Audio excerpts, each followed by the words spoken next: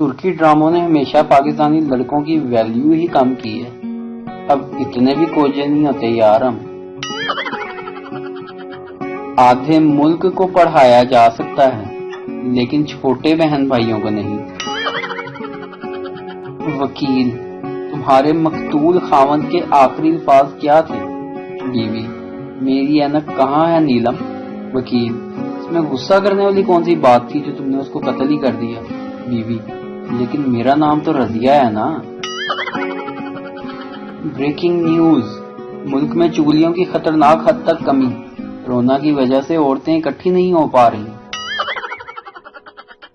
جس دن امی خاص ہدایت کر کے جاتی ہیں کہ آپس میں لڑنا نہیں، تاریخ گواہ ہے اس دن ہمارے گھر میں 1965 کی جنگ چھڑ جاتی ہے.